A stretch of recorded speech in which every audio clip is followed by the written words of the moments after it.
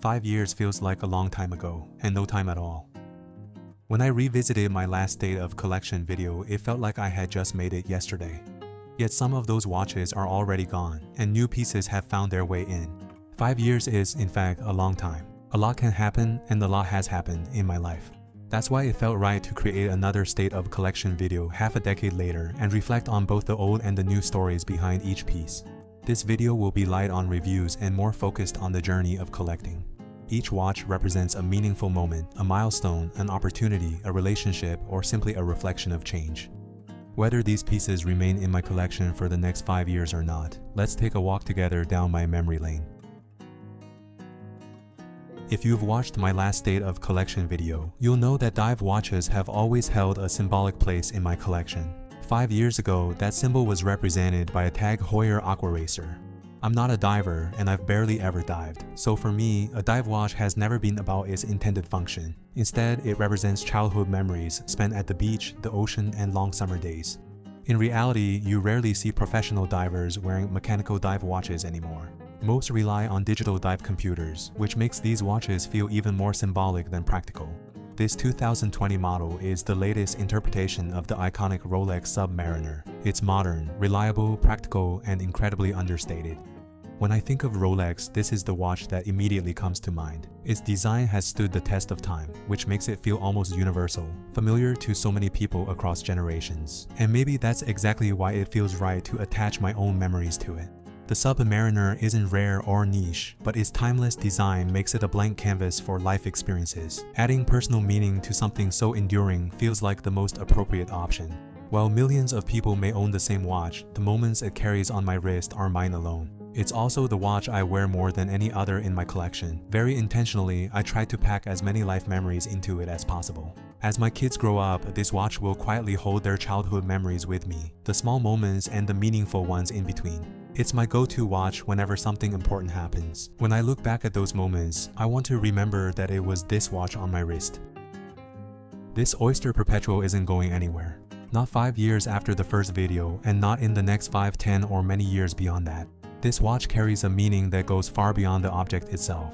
It's a birthday watch for both my daughter and myself. Coincidentally, I received the call to pick up this watch on the very same day my wife and I found out through the gender reveal that we were having a girl. That moment immediately tied this watch to one of the most meaningful chapters of my life. Because of its 36mm case size, I've always known this would be a perfect watch for my daughter when she grows up. For a period of time, I actually wore it less, thinking I should preserve it and keep it in the best condition possible for her. But that mindset didn't last long. I had to remind myself why I collect watches in the first place. They're not meant to be stored away or treated as investments. They're meant to be worn, lived in, and used as vessels for time and memory. The more this watch is worn, the more meaning it gains. One day, when it's passed on, it won't just tell the time, it will carry a story. The 36mm Oyster Perpetual has always been a sweet spot for me. I love its monochromatic, understated design and how effortlessly it wears. It's an ideal everyday watch with a quiet elegance. Discontinued the year after I purchased it, this model never became a mainstream favorite. That understated, almost overlooked quality adds another layer of meaning for me, and it always brings a smile when I wear it.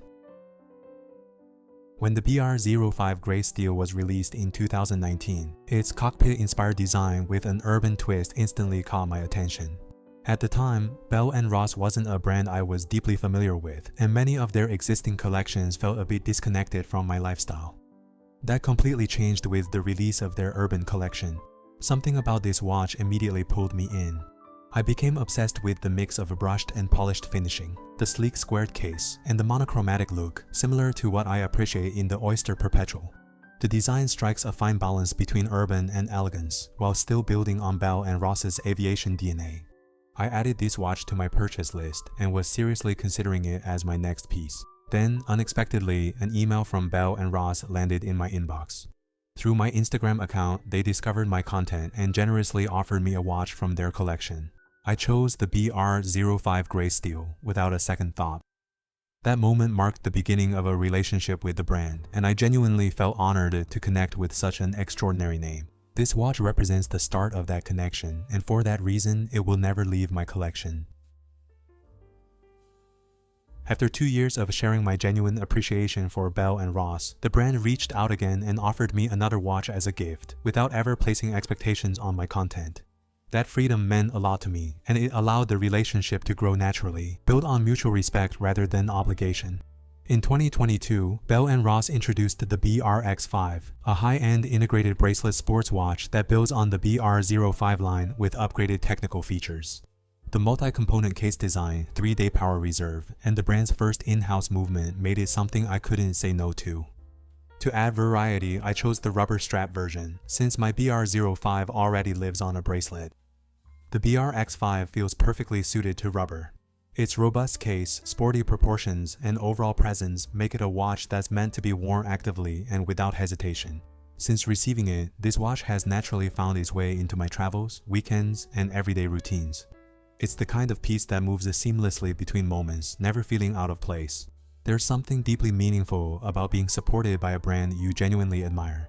That mutual appreciation, built quietly over time, has turned into trust, making Bell & Ross a lasting part of my watch collecting journey.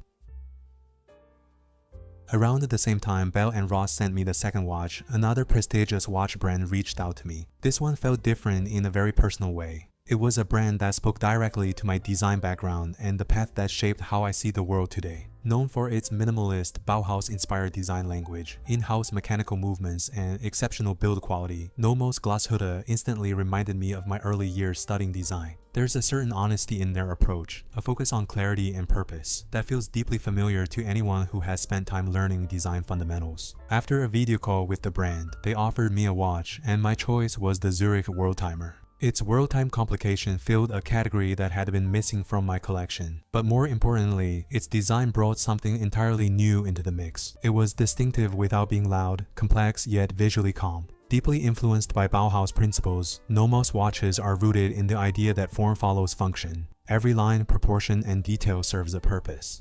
Nothing feels decorative for the sake of it.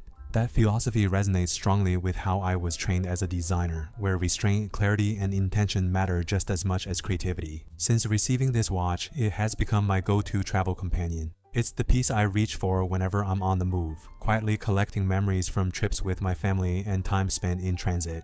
When I look at it now, it represents more than the places I've been. It reflects a longer journey that began in design classrooms, studying Bauhaus theory and learning how function shapes form.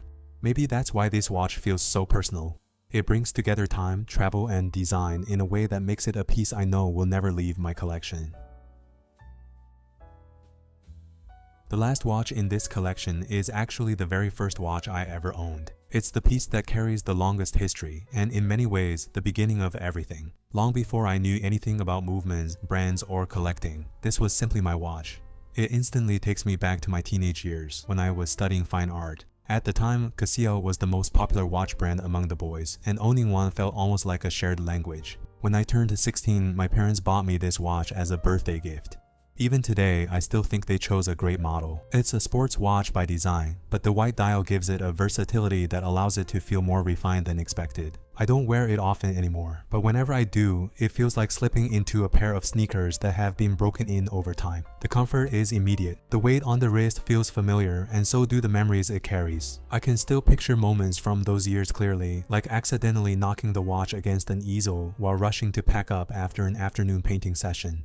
Small, ordinary moments that somehow stayed with me. Looking back, this watch represents more than my first timepiece. It marks a period when creativity was forming, when taste was still being shaped, and when design began to matter to me in ways I didn't yet understand. Maybe that's the real meaning of collecting watches. It starts with what you like, but over time it becomes about the design and stories that reflect who you were at different stages of life. As the years pass and more moments are lived, each watch quietly accumulates meaning. Their value stops being something you can measure and becomes something you simply feel. And that's why this watch, and this collection as a whole, isn't really about timekeeping at all. It's about remembering who I was, where I've been, and how I've grown along the way.